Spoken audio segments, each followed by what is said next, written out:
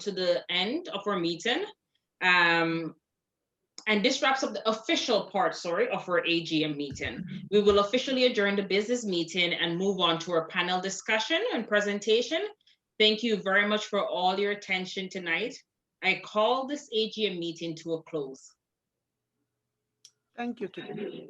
Thank you. So I'll take this time to hand over now to Steve, and I'd like to thank all of our members and our communities that showed up. Yasmin, congratulations for your years of service and for the next chapter in your life. And welcome aboard, Yasmin. Sorry, Kathleen, welcome aboard. I'll hand over to Steve at this time. Thank you.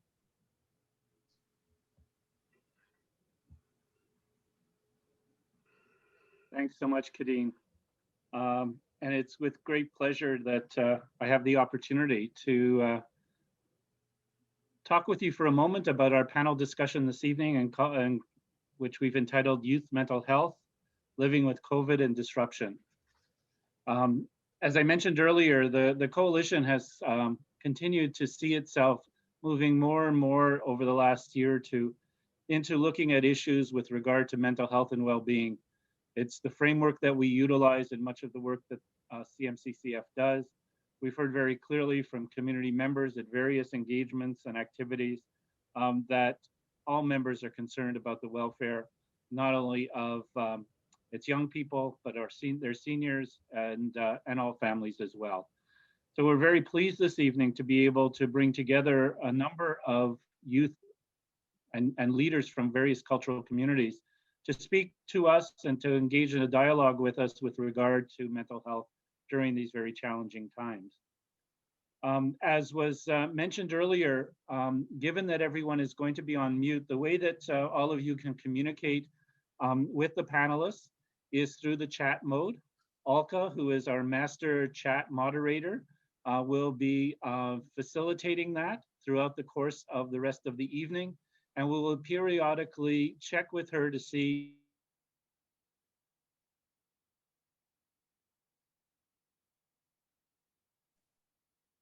Steve, you're on mute. Sorry about that. I had it unmuted, but thanks for letting me know. So the framework for this evening is we're going to break up the discussion into several different sections.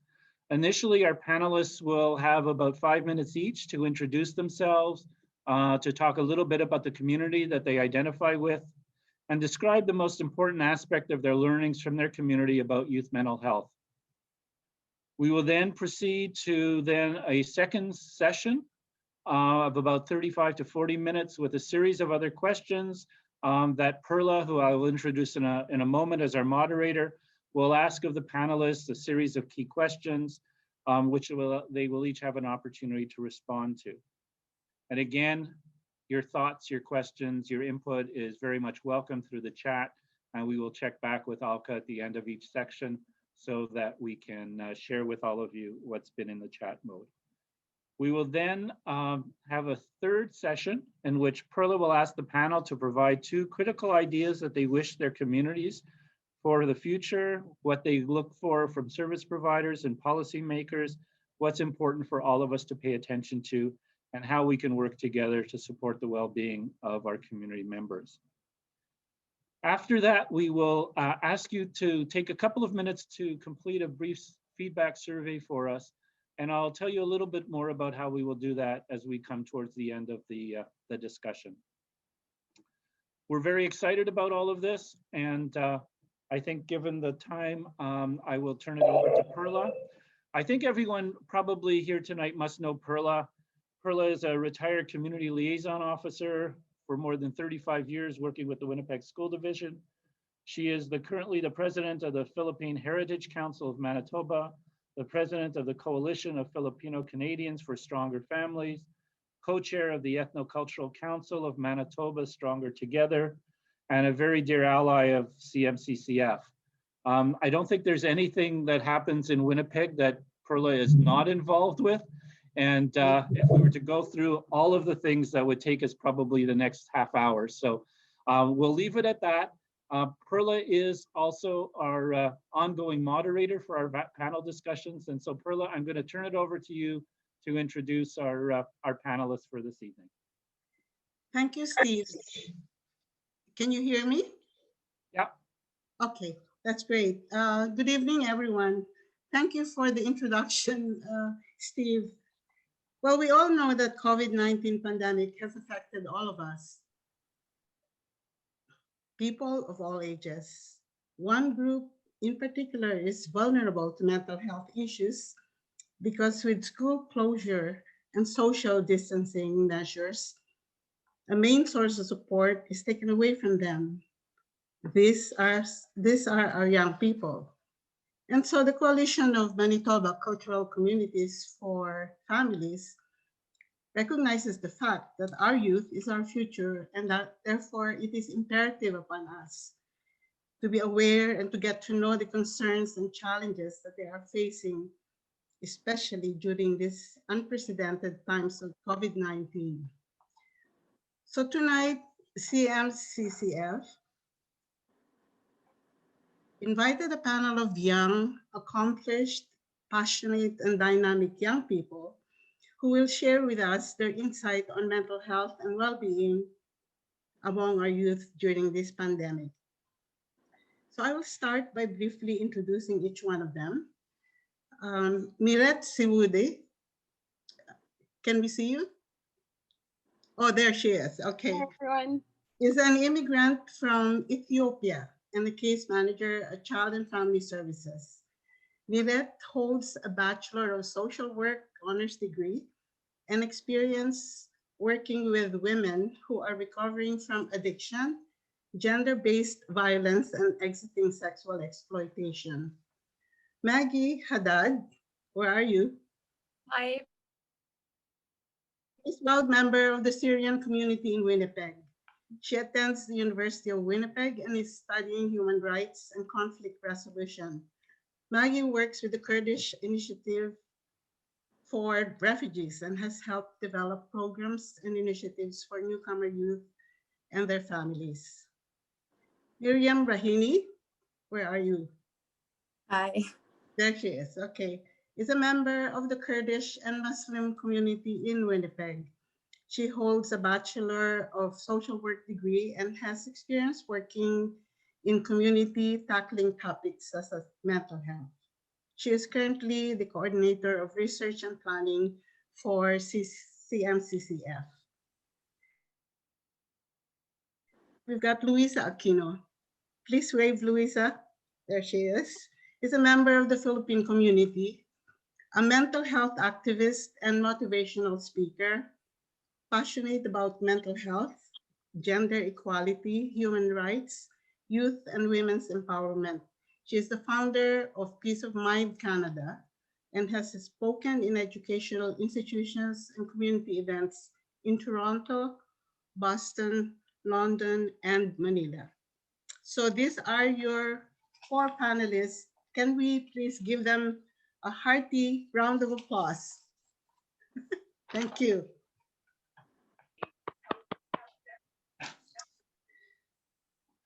So now I would like our panel to take 5 minutes each to introduce yourself, your community, and to identify and describe one most important aspect of your learnings from your community about youth mental health.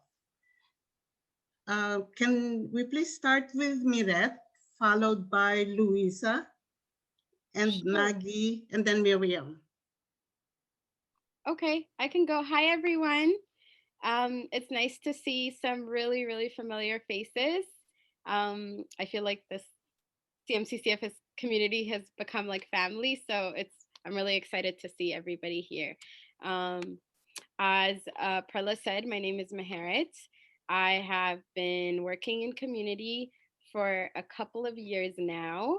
I work in community in various aspects, but for the last year and a half, almost 2 years, I've been consistently either with volunteering or through an official job position working within the immigrant community. Um, this is, I myself, I'm an immigrant. I am from the Ethiopian cultural background. And I also am the youth and young adults coordinator for the Exile Family and Youth Society organization. And so this work that CMCCF does is very close to my heart. And so anytime I'd get a chance or an opportunity to partner and to collaborate and to support, I try to do that. Yeah, and I think there was one other thing that Perla wanted me to say. The last thing, cannot quite remember. What was the last thing, Well, Perla? can you give us one most important aspect of your learnings from your community?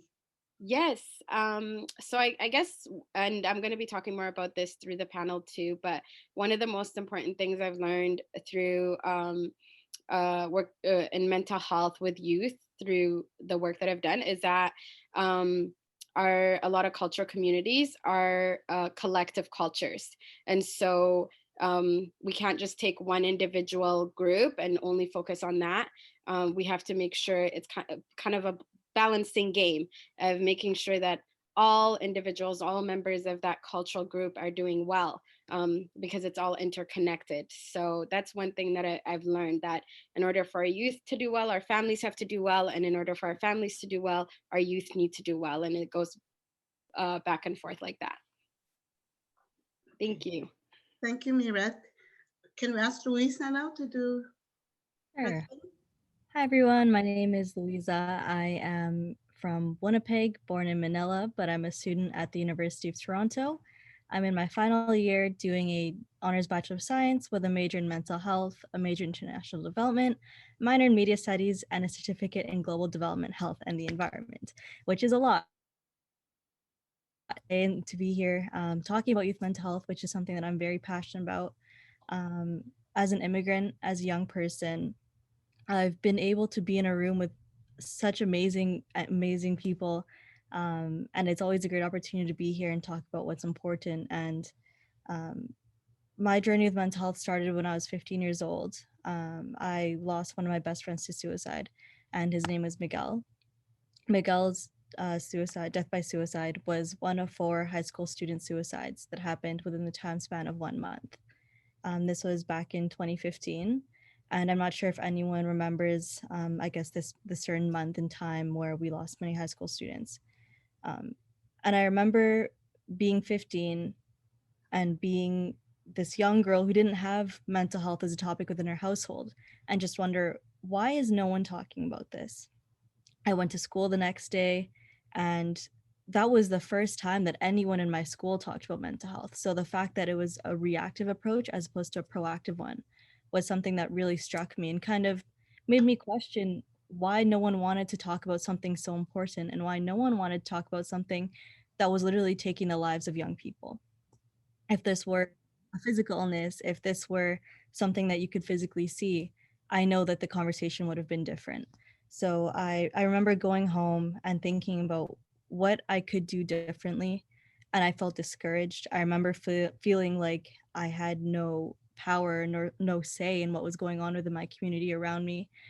As a young Filipino immigrant, and like everyone here can relate, mental health is probably not one of the first choice of topics that we have at the dinner table, if it is one at all. And then include the fact that mental health in general is a stigmatized topic without the cultural barriers, without the language barriers. And then you realize no one's really talking about this, but I don't know if it's because at the time I didn't know if it was because it wasn't important, or nobody knew how to talk about it, or it's just something that it was like an unspoken rule where you just don't talk about mental health. And so growing up, I was really confused. And then I realized that this was something that I was passionate about. I realized that young people do have the power to create social change and eradicate that stigma surrounding mental health. And if I had to choose one thing that I've learned throughout my path of being a mental health advocate and losing someone to suicide, I think the one thing that I would learn, that I've learned the most and the best, is definitely the power of conversation.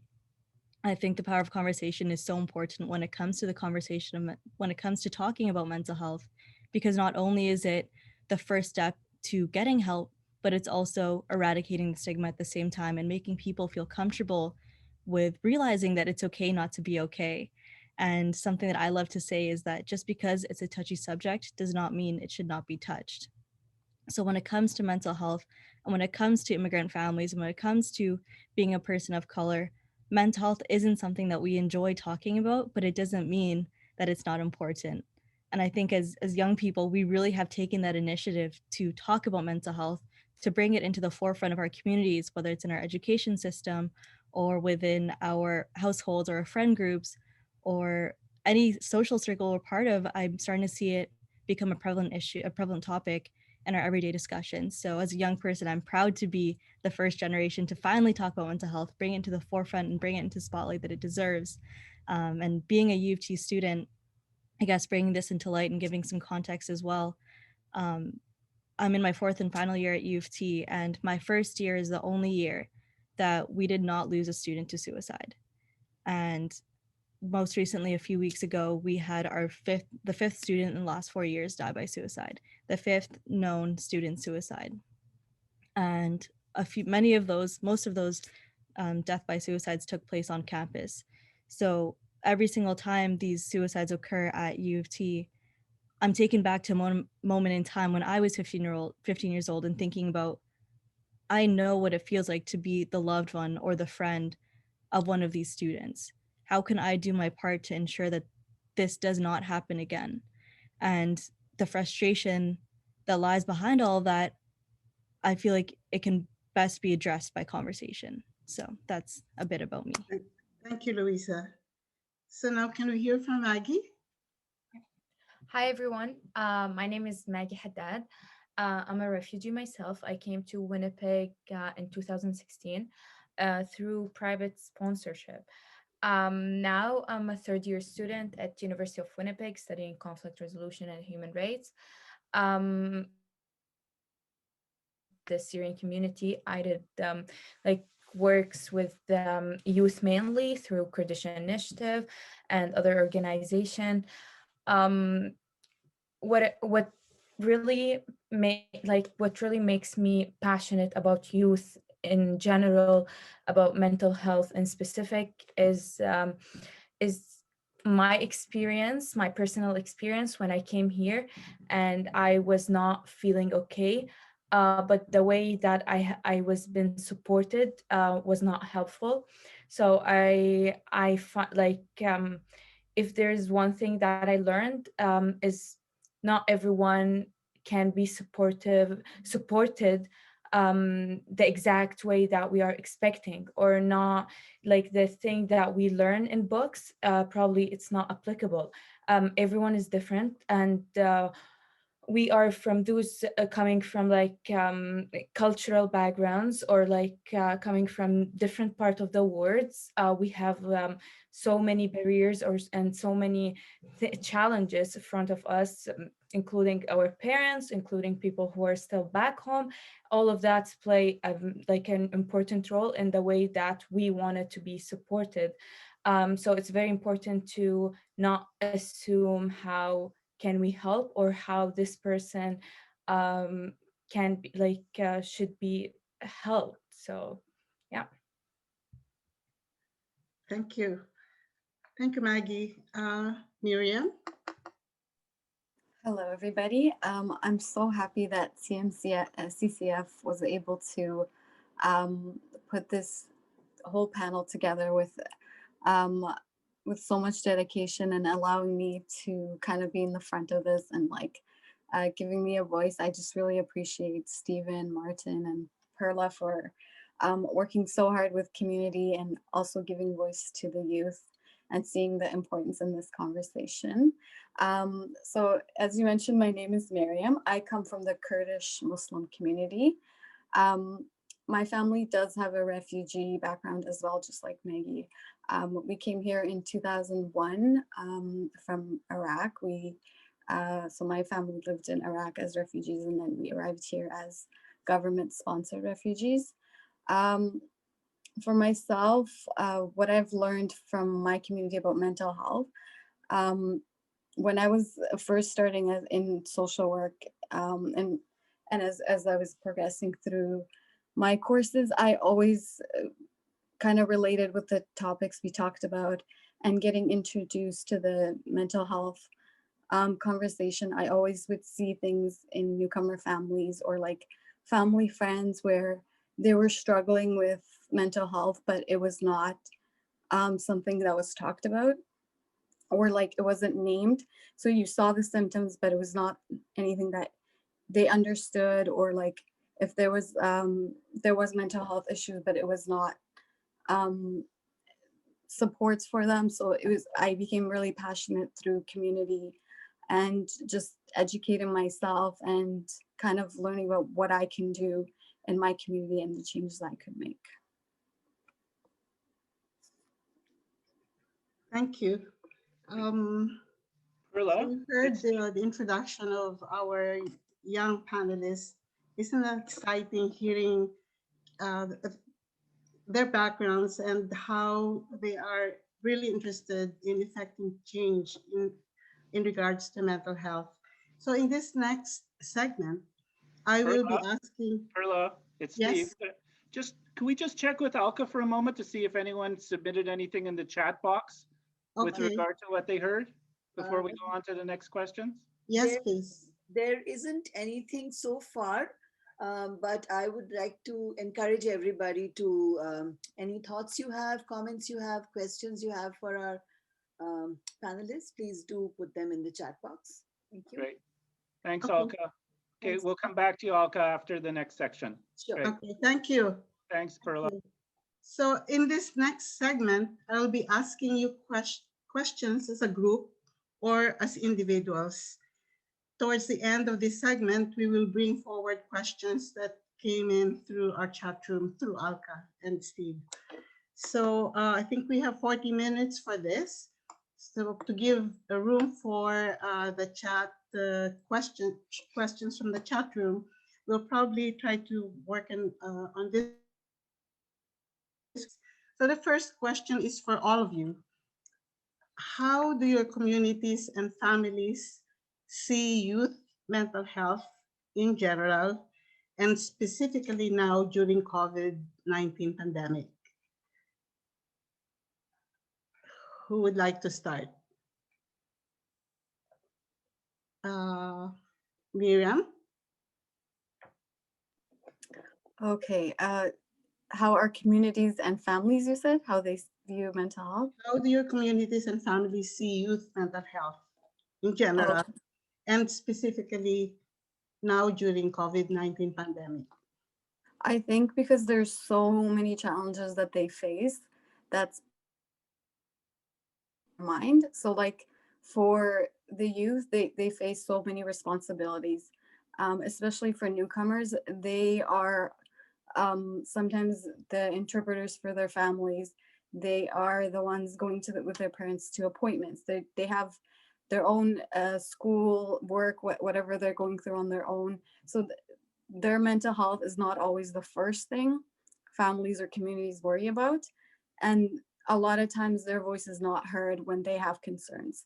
So it's always about the family unit and like how they can support everyone else. And I feel like a lot of times the youth and their well-being is not the first thing you worry about. And now during COVID, I feel like there's more isolation and you're away from the community. So probably their mental health is not that great, adding COVID to it and more isolation. Thank you. Can I ask Maggie? So please. Yeah. Just as Mariam said, mental health is not something that we prioritize, but we cannot see it always. We cannot talk about it always or most of the time. But we can feel it. It's there, even if we don't talk about it, even if we ignore it, it's there.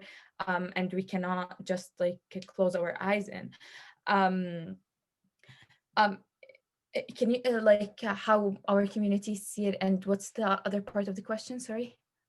how do your communities and families see youth mental health in general, and specifically now during COVID-19 pandemic? Yeah.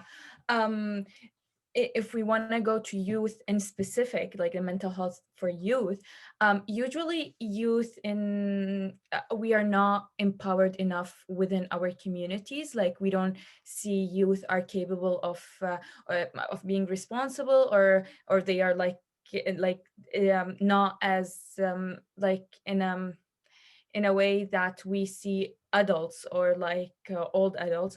So we always like if we want to be honest, like we try to not take youth seriously, which affect the mental health before and after COVID. During the pandemic, it adds more and extra extra pressure on youth mental health in the way that like thinking about their parents and thinking about families back home. Our families is not always with us. There's people either in refugee camps, there's people in other host countries, there's people in the home in our home countries, and all that connected, and each of them are facing different kind of challenges which affect the youth at the houses like themselves. So Thank you, Maggie. Mirette? Yeah, I think I would like to echo the same things as Marianne and Maggie. I think there's with a lot of cultural communities, for obviously we don't want to paint every community or every family or an individual with the same color and say this is how it is for everybody. There's also a diversity within the community as well. But for most cultural communities, people are trying to struggle to meet basic needs, right? So most families are usually frontline workers, or facing the same things as most mainstream Canadians are. And so usually mental health is a secondary thing, right? Or it's not even an issue at all, right? So who has time to talk about mental health if we don't know how we're going to pay the bills next month, right? So and oftentimes youth can get pulled into this stress, or it can trickle down to them. Sometimes youth are often participating and trying to help the family survive the challenges that come, right? Whether it's the surviving challenges or the financial challenges. So youth are impacted in that way as well. And if sometimes even there's also the cultural knowledge of mental health that comes into place as well. Often some cultural communities are not as progressed in their knowledge of mental health and their approach of mental health as mainstream Canadians are. Therefore, even if youth were to bring up mental health as an issue or as a struggle community, as Maggie said, it may not be taken seriously, right? It may be seen as, oh, you'll get over it, right? And things like that. So I don't want to say that this is, the case with everything, but this is definitely with every single family or every single individual, but this is definitely a reoccurring theme that we see. Thank you, Mirette. Louisa? So I guess it's just a two-part answer that I have.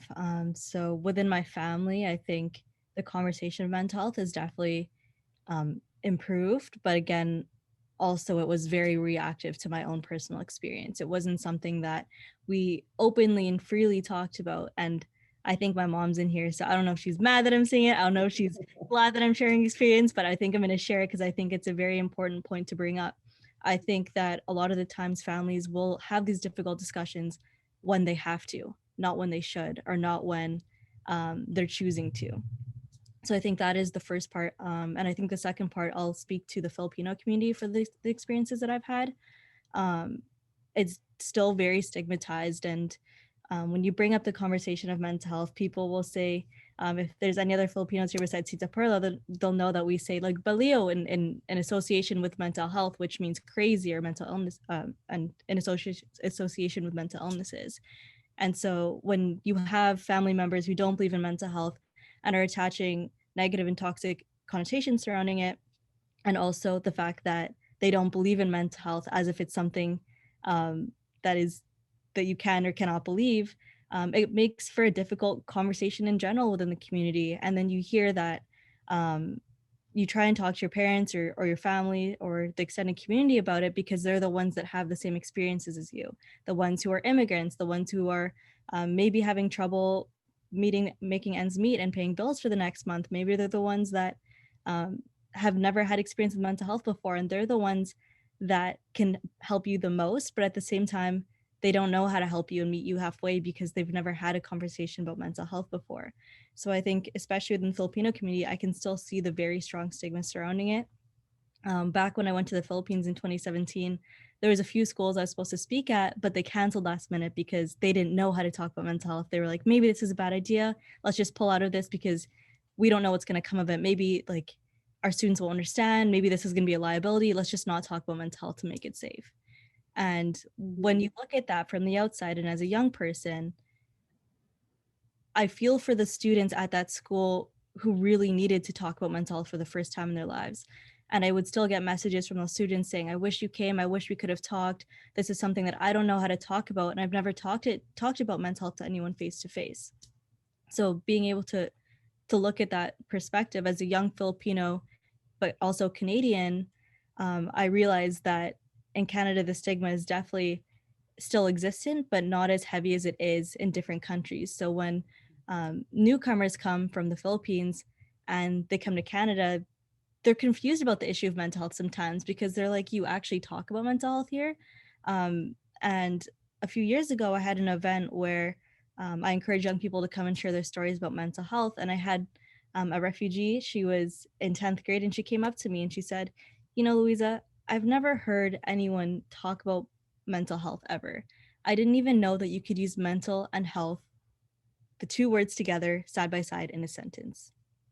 And so when you look at this experience that this young girl had, and she shares that she thinks she's struggling with her mental health, then it kind of helps me better understand that it's not that the community doesn't want to talk about mental health, it's just we don't know how. We don't know where to start. We don't have a platform.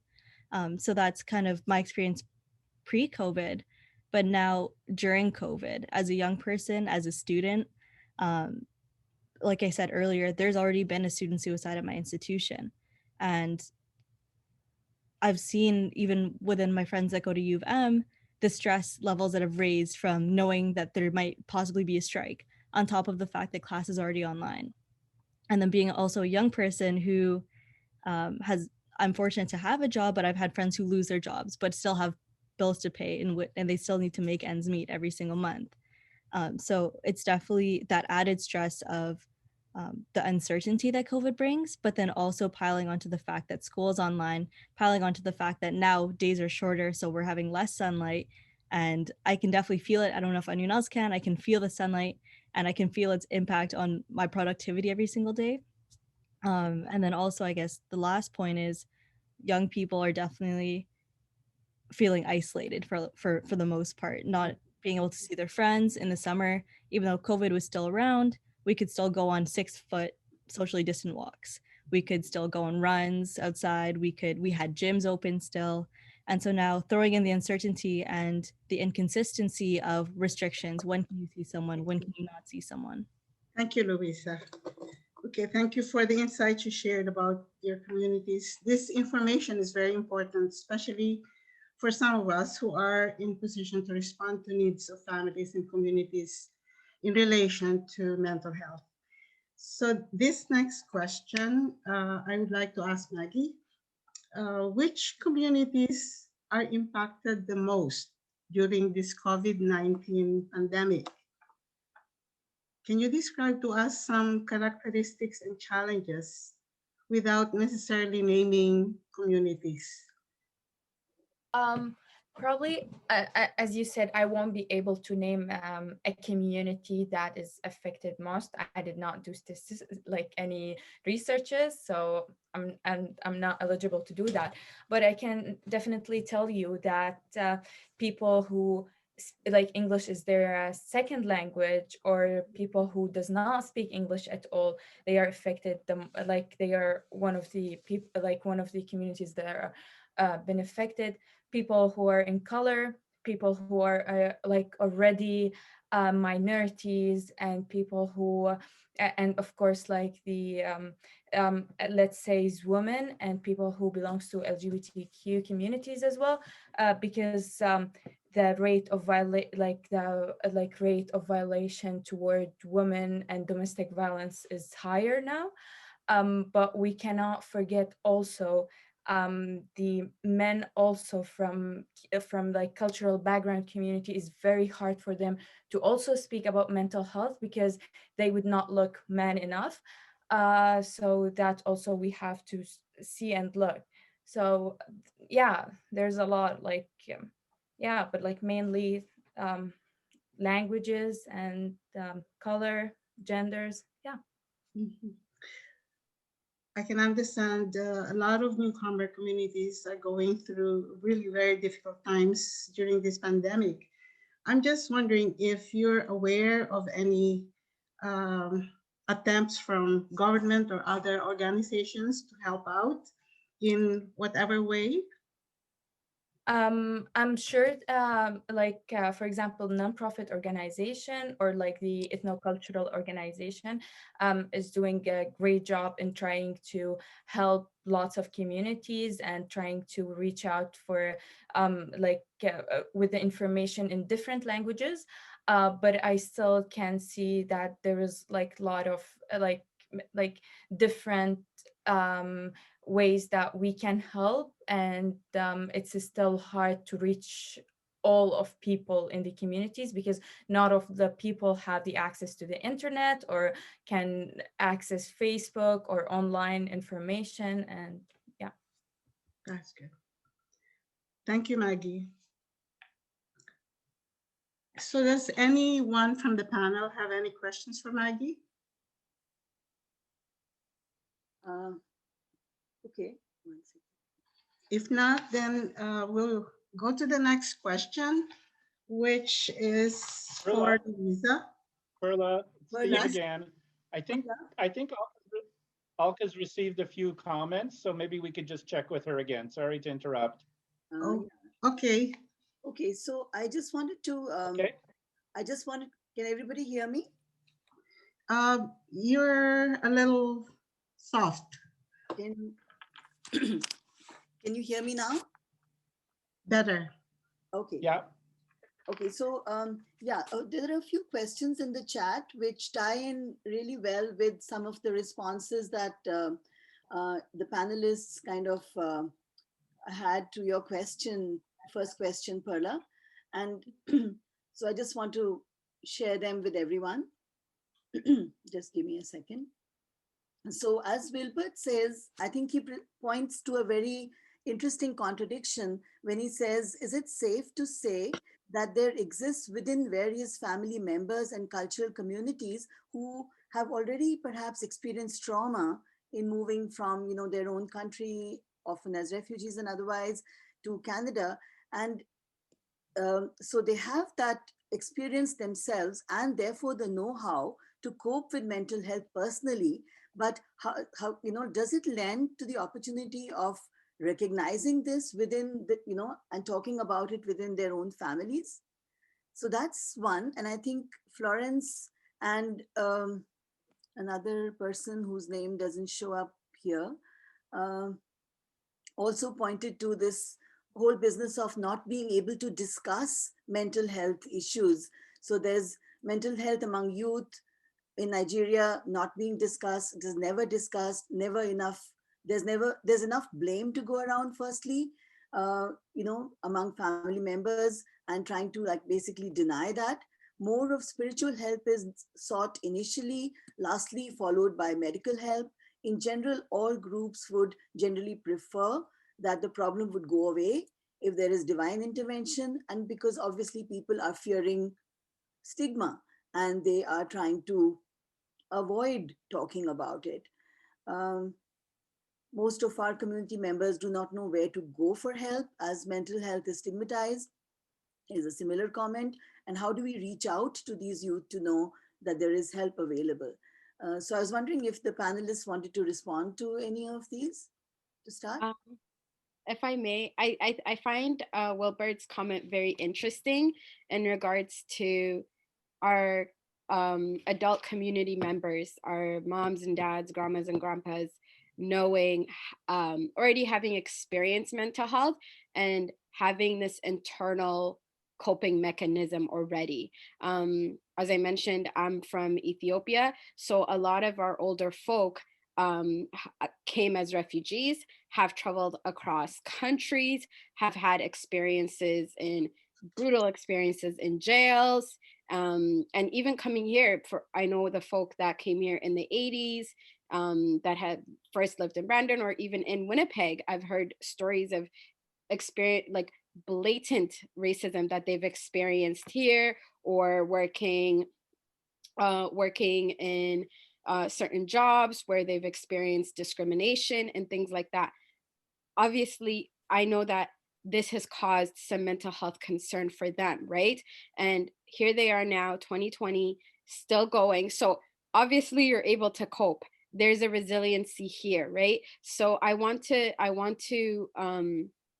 yeah, I just wanted to validate that comment, because I think it's unfair to say that like cultural communities, it's this whole thing is a new thing, when it's not. That's not the case. It's not a new thing. Mental health is something that everybody experiences regardless of their demographic, right? But I think what happens is in cultural communities, more than it not being there, is that there's a stigma attached to it, right? And so people are either have to just be stronger than ever to cope by themselves individually or with their small family members, right? Or they suffer alone, right? Because there's just so much shame. So I think when if we more of the work would be focused around removing that stigma and creating more of a safe space around within cultural communities. I Anybody would else? like to, sorry, Perla, for the first question about trauma and like understanding trauma. Um, from my own community, there I've seen a lot of people who have lived through the Iraq War, and now they are newcomers here. I they all, the whole family members, everybody has trauma, and it's just some families, they do understand it, they know what's going on, they know their symptoms, everything, but just they don't have the support. They don't know what to do. They don't know how to cope here, being here, new here, and like the settlement process. And now with COVID, everything kind of being slow. So some families do understand it, some families don't. It just depends, I guess. But for a lot of people, it's just not having enough support and treatment for those families who have severe trauma. I've seen that it's a huge issue. Probably just to add to that also, our older population coming from other countries, they've experienced hardships. If especially for those who are coming from war-torn countries, but even just immigrants coming from third world countries, they're used to facing adversities, so they're able to overcome. So they're more resilient.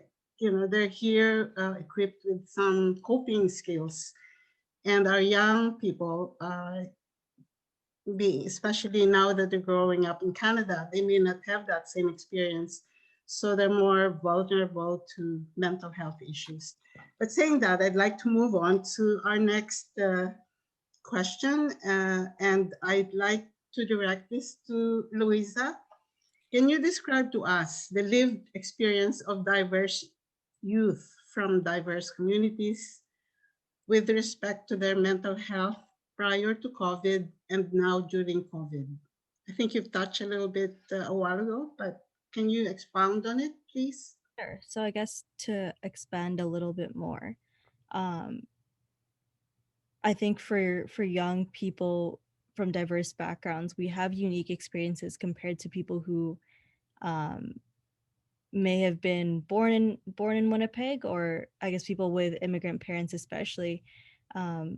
we were raised a lot of us may have been raised a lot differently, where mental health wasn't a topic that we discussed really. So the lack of, I guess, socialization that we have to be able to talk to our friends about mental health, and the lack of um, being able to be surrounded by people that may understand our similar perspectives as young people, I think that's definitely been hindered.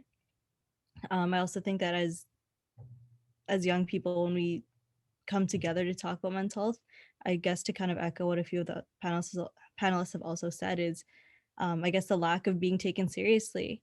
I know people who have spoken to their parents about their struggles with their mental health, and they say it's just a phase. You're just a teenager. You'll get over it. It'll be okay. It's fine. Just go to sleep. Um, and it doesn't get better. It doesn't go away. They don't sleep it off. It's not something you can put an ice pack on, or if you're Filipino, put Vicks vapor rub on it and say you're good. It's okay. Like, you're fine. Um, and so I think that that extra barrier of um, the cultural stigma definitely plays an important factor with it. Um, and also, there's also that within the Filipino community, at least as well, that sense of embarrassment, where you're supposed to be strong, you're supposed to be resilient. And as young people, I think something that I've encountered a lot with people of color and people of who are immigrants or come from immigrants, it's the, I guess, the shame that they feel, or this, I guess, the fear that they have that my parents have done so much for me. They've come from a different country, learned a new language, left their homes back home, left their family, left their friends to come to this place where my life was supposed to be better. And how do I tell them that it's not? How do I tell them that I'm still struggling? And maybe it's in a way that they don't understand. How am I going to face my parents after all that they do when they come home after doing a graveyard shift and tell them that I'm not feeling well mentally? How do I explain that to them?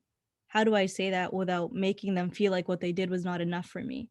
Because a lot of parents, and most parents, will go to the ends of the earth to make sure their children are okay. But how do you help them if they don't know how to help at all, if they don't know what the issue is?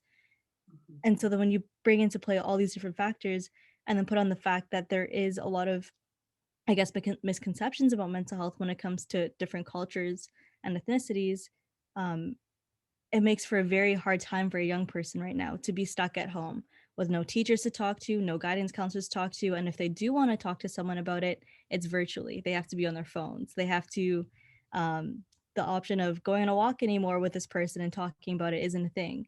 So just knowing that there are young people that have not been able to talk about their mental health and express, I guess, the weights that they're carrying on their shoulders right now is definitely something that I've seen as a struggle generally for young people with their mental health. Thank you, Louisa. So are there any questions, either from the panel or from the chat room? Alka? Uh, yeah. Is there any question in regards to Louisa's Yes, there. response to the question? Yeah, I will just share the question. So one question from Jay right now is, thanks to the panel members for sharing their perspectives. I brought an impressive group of young people. I'd like to have the opportunity to meet with the panel in the future to hear their perspectives on the child welfare system, and particularly how the system might better support the mental health of youth from their communities. Another question that I had previously, if I may just go back to it, what can communities and families do to empower youth and show them that they are dear and taken seriously? Another question I have, most of our community members do not know where to go for help, as mental health is stigmatized in most of our communities. How do we reach out to these youth to know that to let them know that help is available to them? So I wonder if anybody would like to respond to anything that's here. May I say something? Yes. Yes, Maggie. I think like to talk about the mental health among youth, we should talk about the mental health among parents side by side. We cannot talk about just like a group in the family and the other group is also struggling, or they are the key for each other to probably feel both better, because this is how the families most in the communities, for example, in my like in my background. So it's very important to focus on the parents alongside with the youth, and that's, I guess, with through programs and just like as Louisa said, like conversation. It's really important to talk and talk and talk and talk with the language that they are comfortable with. For example, for me, yes, English is not my first language, but to talk about mental health, I would prefer English. So I feel we should really not assume what the other person feel comfortable with. We just have to ask, and we just need to reach out in whatever makes them comfortable, what programs they would like to attend, the way the programs look like. It's all gonna be coming from them. So I think people from the communities need to tell you how they are comfortable to talk about like stigmatized issues. Okay. Thank you, Maggie. Some of the other questions may be answered by some of the other questions that we will be asking. So let's move on to our next one. And this next question is for Miriam. Some youth show resilience and ability to cope during adverse situations. What do you think works well, and how can we still make it better for them? There you are. What works well for my work with youth and just talking to them? I think one of the biggest issue for them is that they're not heard, and like often they're not seen. So that's a huge issue with youth. They just want to be seen, and for those youth who are struggling, there isn't. I haven't seen an ongoing like maybe therapy session for them. If there is, it's like 1 or 2 sessions. So there really needs to be ongoing therapy with people from their own communities who understand them, who know their struggles, who know what they're going through.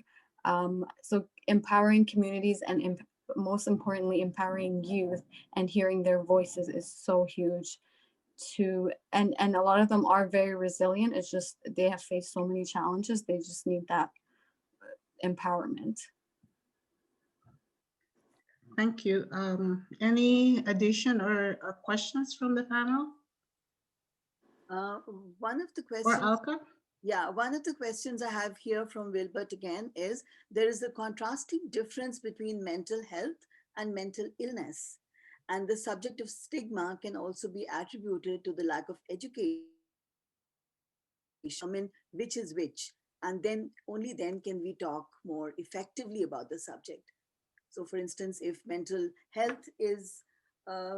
illness is more stigmatized, then you can talk about it in terms of mental wellness or mental health.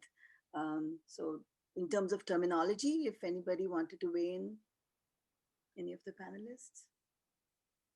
Can someone? Mental illness is more of a medical diagnosis. Whereas mental health, we all have mental health, right? Everybody. Doesn't matter what age you are, what demographic, where you come from, where you were born, how long you've been in Canada. Everybody has mental health, right?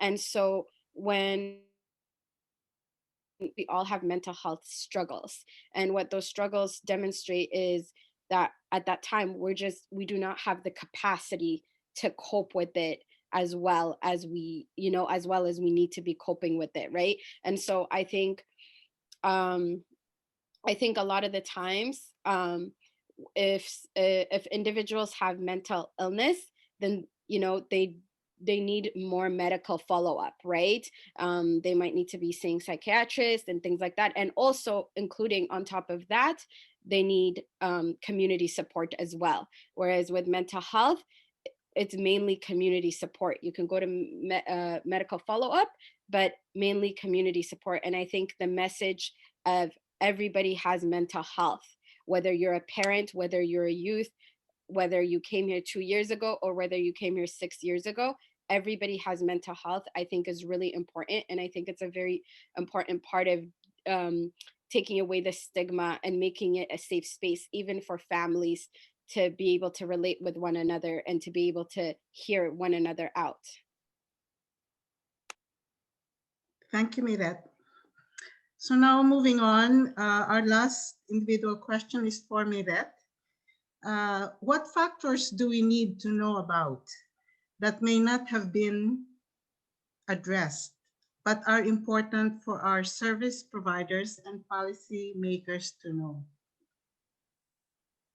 Did you say for me again?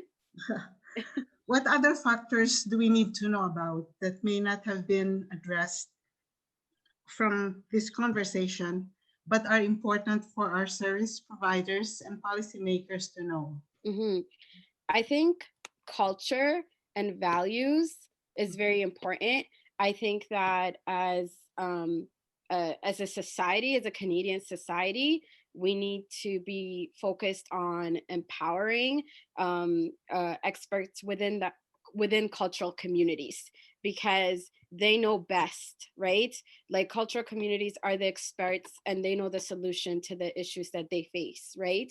And so I think we need to empower experts within the community. And I think help, like, the gap between not knowing the culture. Sometimes service providers, mainstream services, are not well informed on the different cultures and values that come with a person that is from a cultural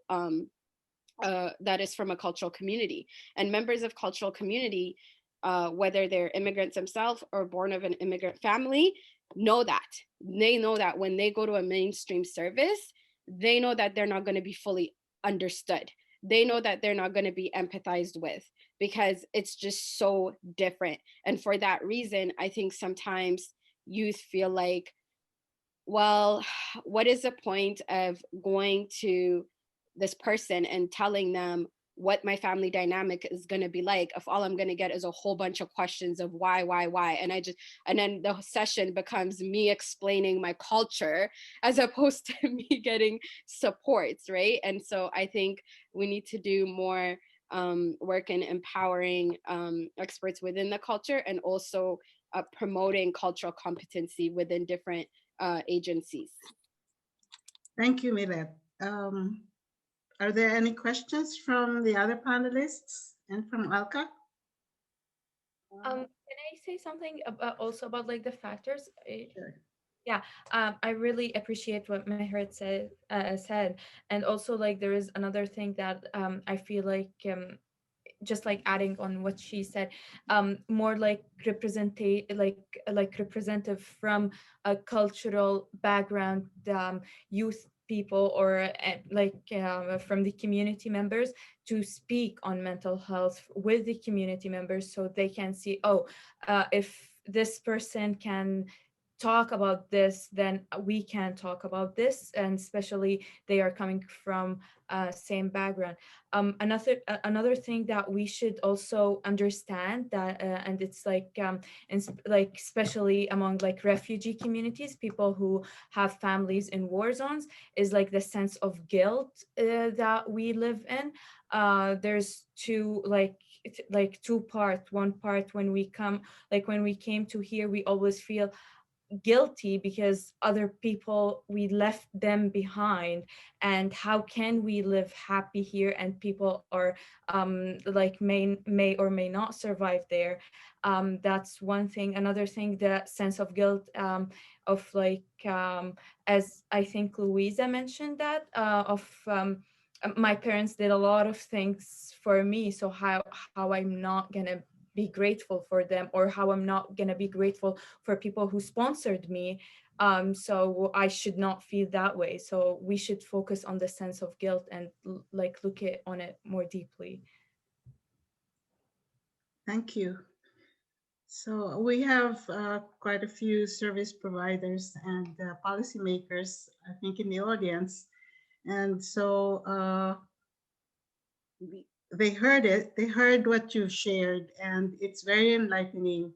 And hopefully we can see changes in the way we approach cultural communities in trying to propagate mental health, how to approach them and to help them out. So our next question is pretty straightforward. And it's for all four of you. When mental health challenges are known to families and communities, would they avail of mainstream resources? If not, why? And we'll try to make it really short because we're running out of time. And we So, And Perla, we I do will have a start. couple of questions as well. So do leave 2 minutes for that later, if you can. Yes. Thank you. Anyone would like to start? Miriam? Sorry, which question was that one?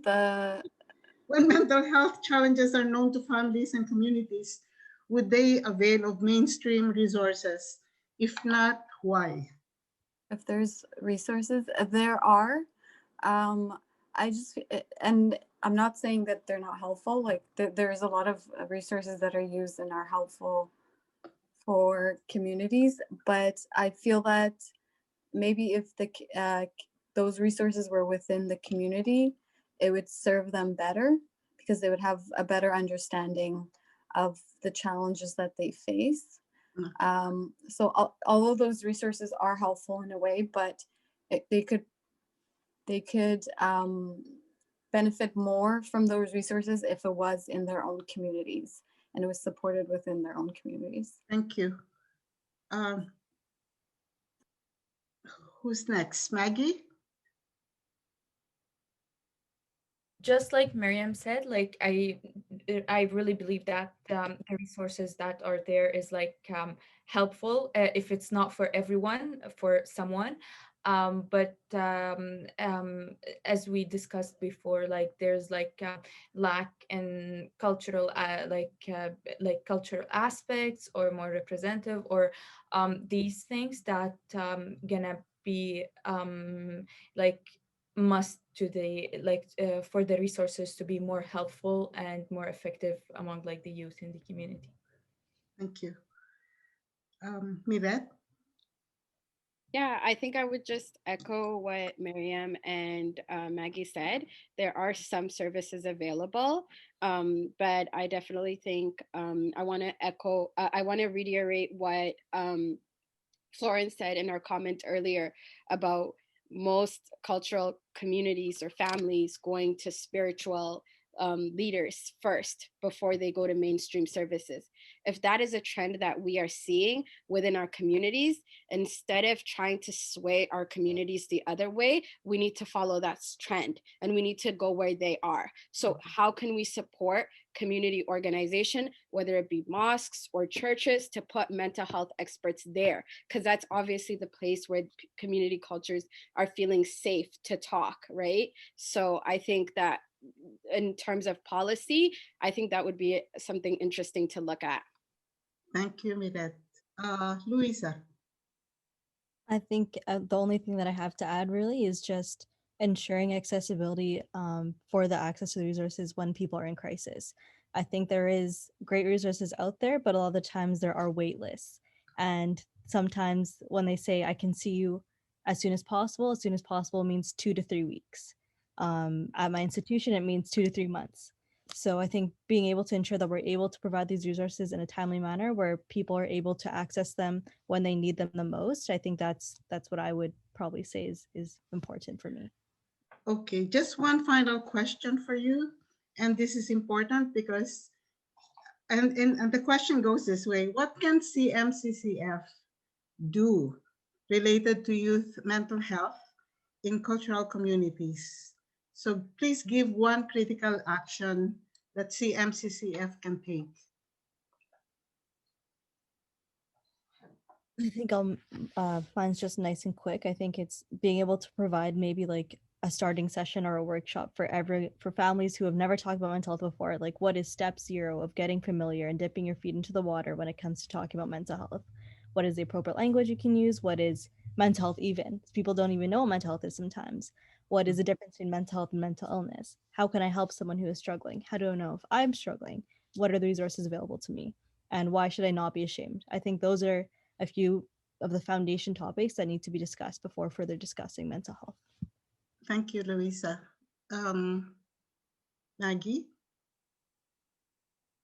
Yeah, it just like as Louisa said, having more workshop, having more programs that are targeted for like the newcomer youth or newcomer families, and reaching out to more cultural communities, and that's probably through partner, like having a partnership or building relationship with other community-based organization that are for a specific community, like specific cultural community in Winnipeg.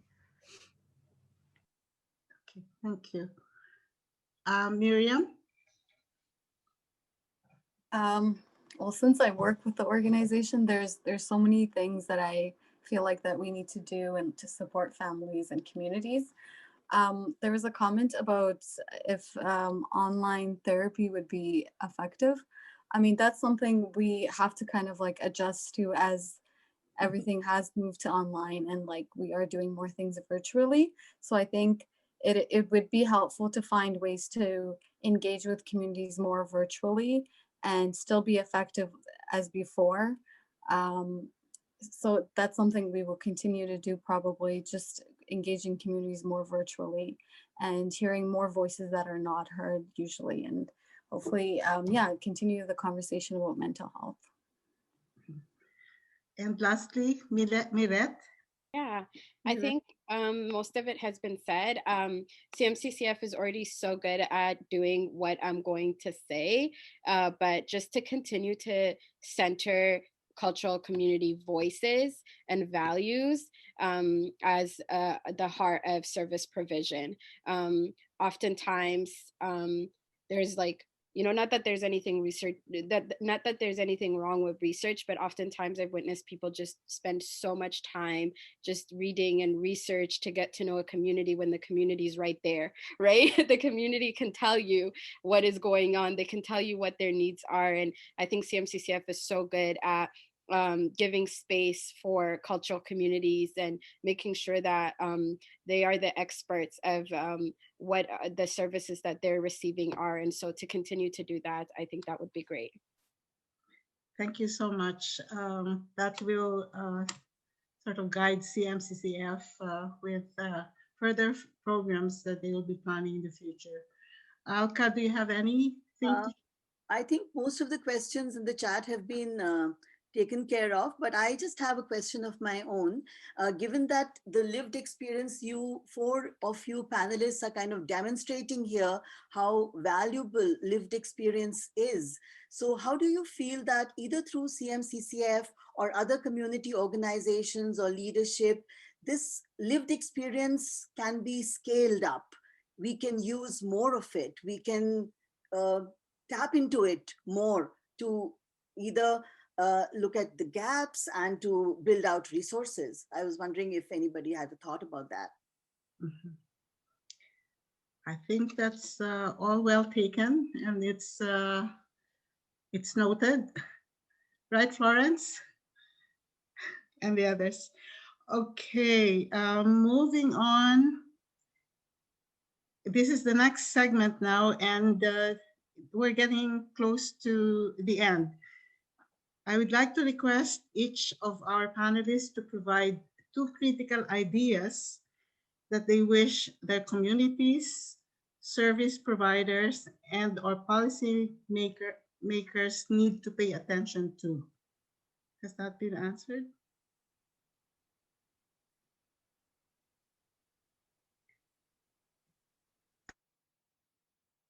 I will go would be one. Would you have another one? I think pay attention to the differences and Yes. the and it's okay to be different and to look about on things in different perspective.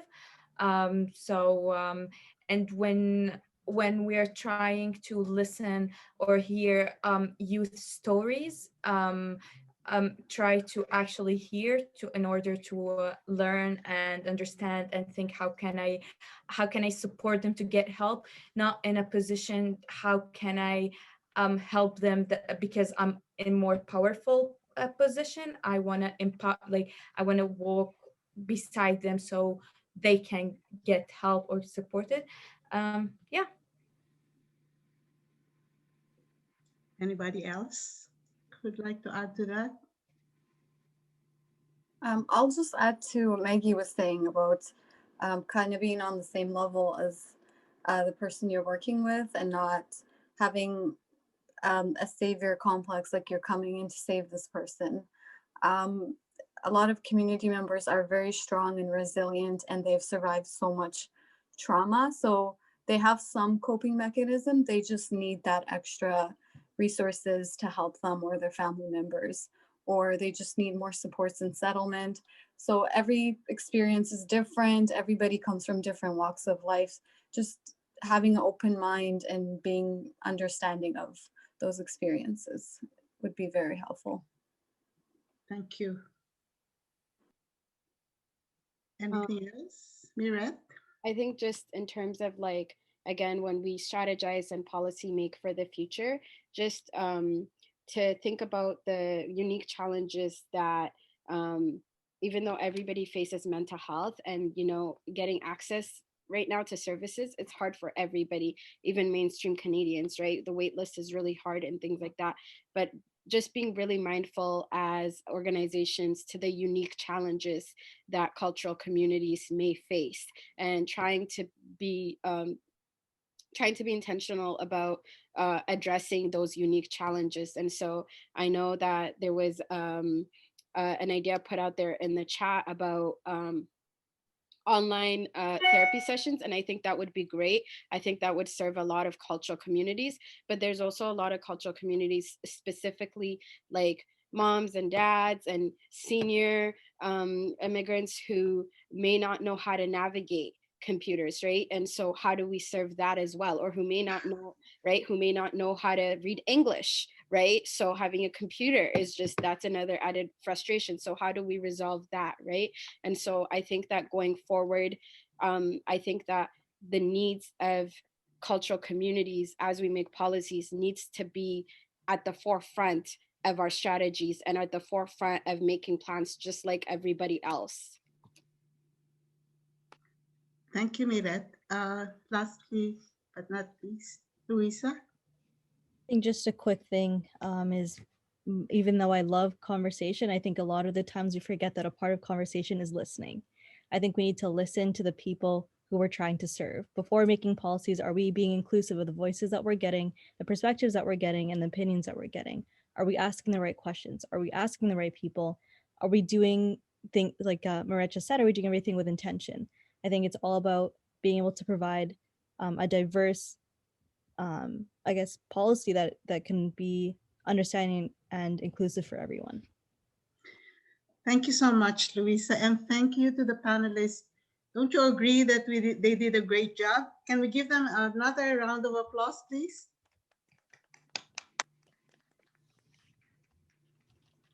Thank you so much for providing us with those information that can serve us as a guide for moving forward with our work with the youth.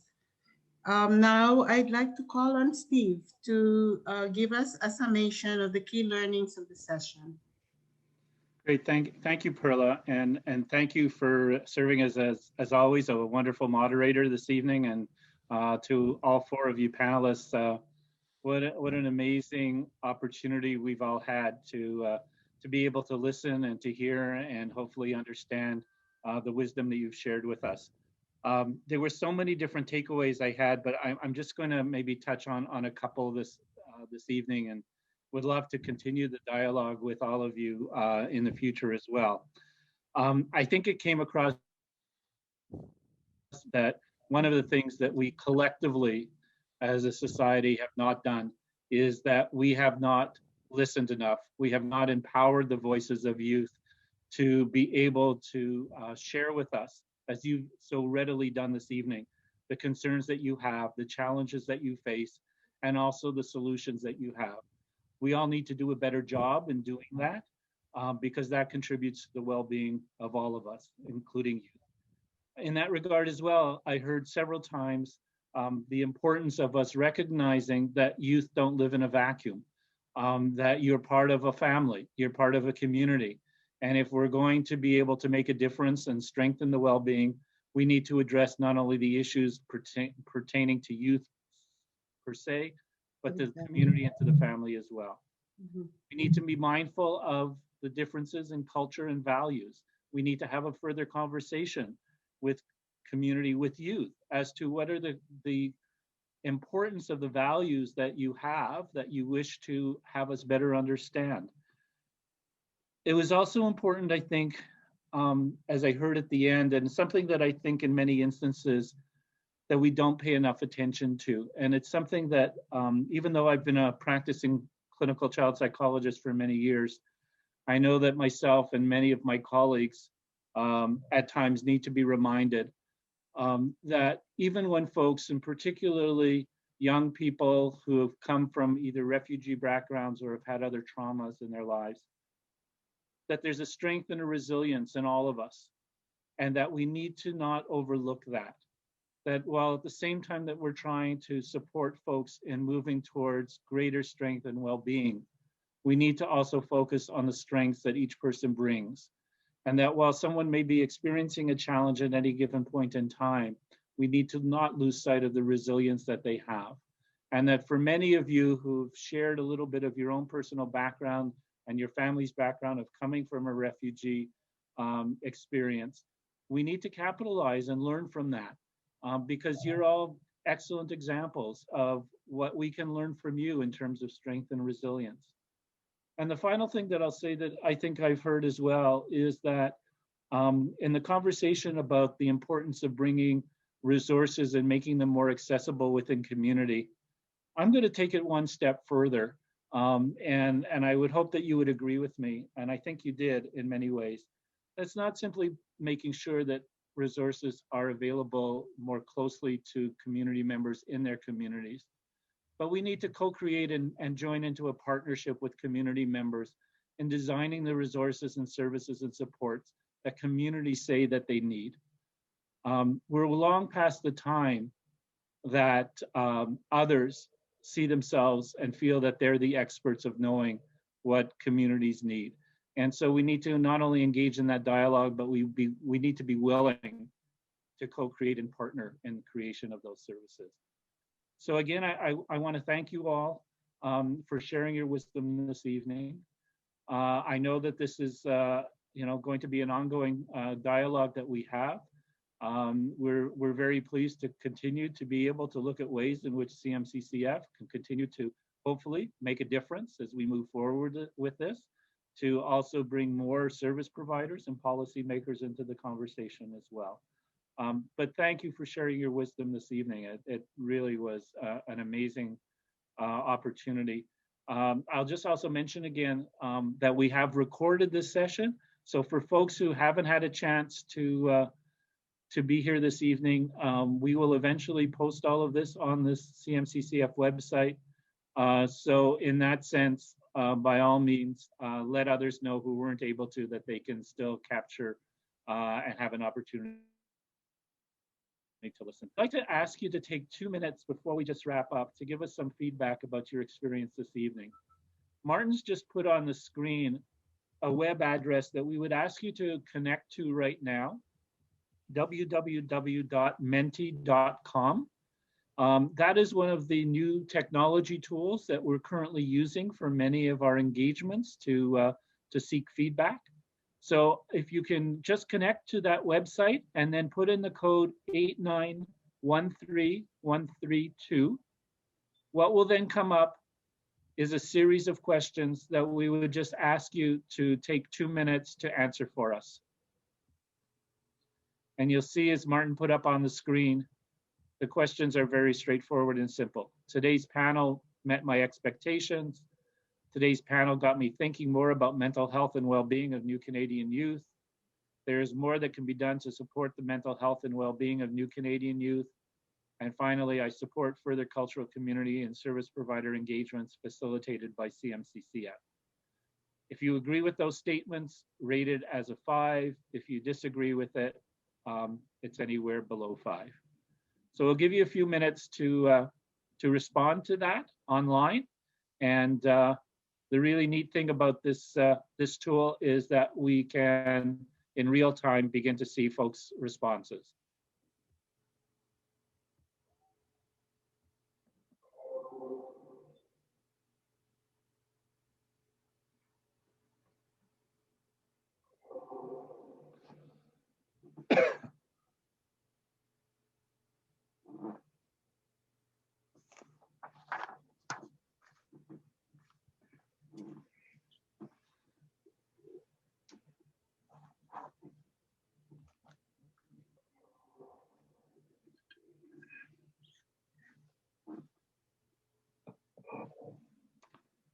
And while you're doing that, I also just have a couple of other thank yous. Alka, I want to thank you again for serving as our wonderful chat moderator. And thank all the participants this evening who shared their questions and ideas as well. We've made a note of all of those, and certainly we will build those into our further activities and engagements moving forward.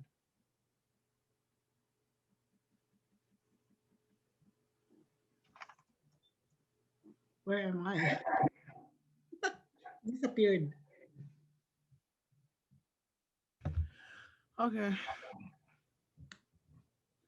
The other thing I'll just mention for those of you on occasion, if you're having some difficulties in connecting to the Mentimeter site, if at some point in the future you want to give us some feedback, please go to the CMCCF Families website. You can always submit ideas to us there.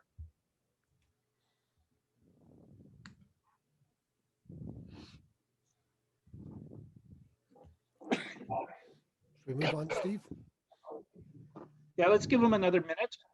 Okay.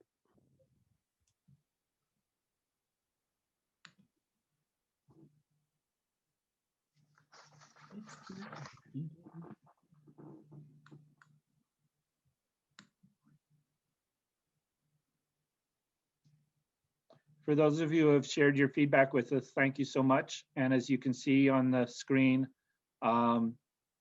we're pleased to see that this panel discussion met your expectations, and we're pleased with the positive feedback we've received.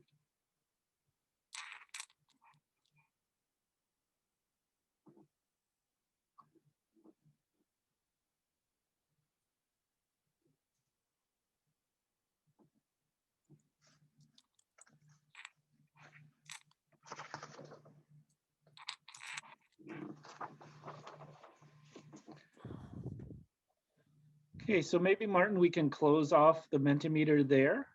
And the next question that we have for you is if you could just let us know the most important thing that you learned today. What jumped out at you as the thing that you'll walk away with as the most important learning?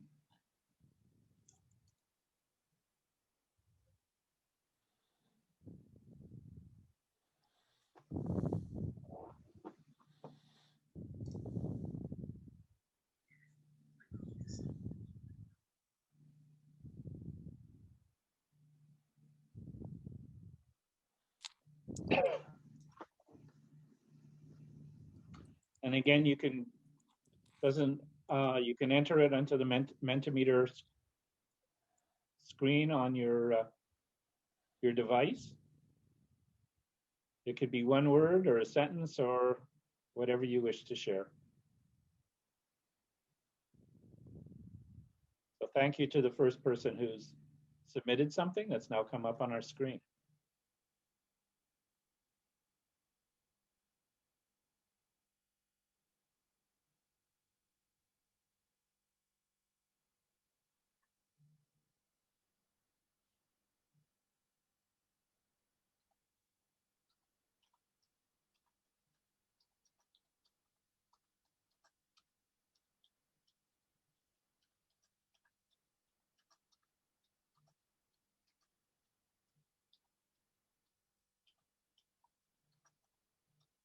Okay, we'll give folks about another minute or so.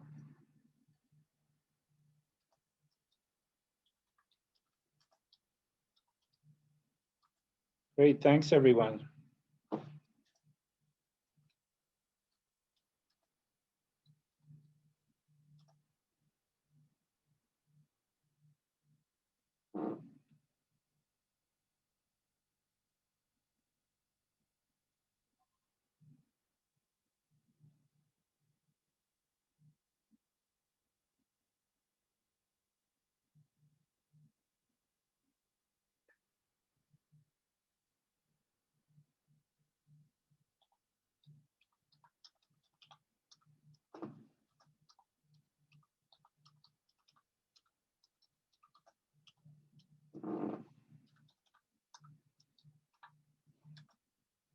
Okay, another couple of seconds and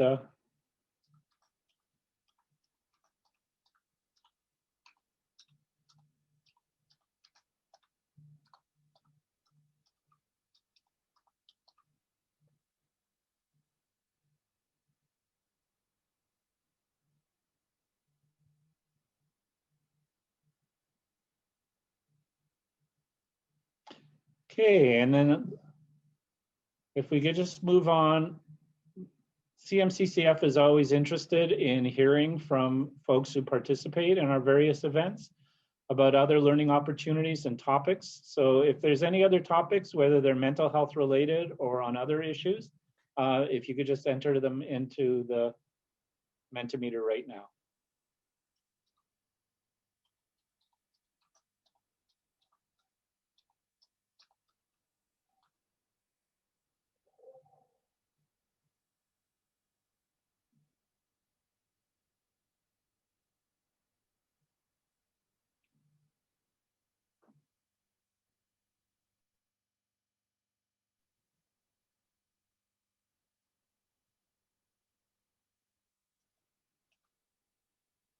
And again, I'll just mention, if after this session is over, if you think of other topics that you would like us to consider for future planning, please just go to our website and let us know there.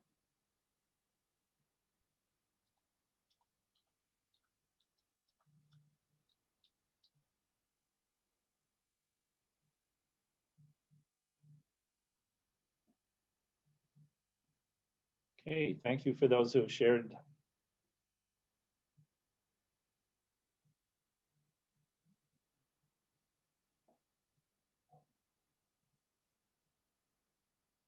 And then finally, this last, if you are interested in CMCCF and would like to become more involved, please provide information in these two areas. What is your name? What is your email address? And we will certainly follow up with you.